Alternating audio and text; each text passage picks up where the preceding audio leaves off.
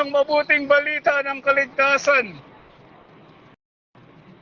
Ang mabuting balita po ng kaligtasan ng ating Panginoong Jesucristo ay nagpakasakit sa krus, namatay, inilibing, muling nabuhay, umakyat sa langit, lumuklok sa kanang trono ng Diyos at muling magbabalik. Mga minamahal na mga anak, nakahanda po ba kayo sa pagbabalik ng ating Panginoong Jesucristo?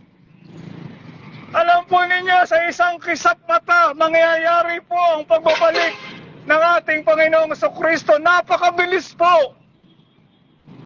Alam po ninyo, pag kayo po ay naiwan, dadanas po kayo ng 7 years tribulation o 7 taong kapighatian na hindi po nararanasan ng buong daigdig sa history.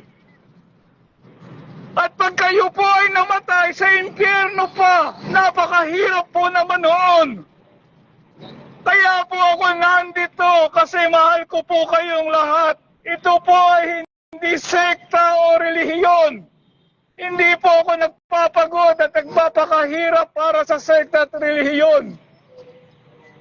Alam po ninyo, ang ating Panginoong Jesucristo ay namatay sa krus para sa inyo at para sa akin. Para po tayo magkaroon ng kapatawaran, kaligtasan at buhay na walang hanggan.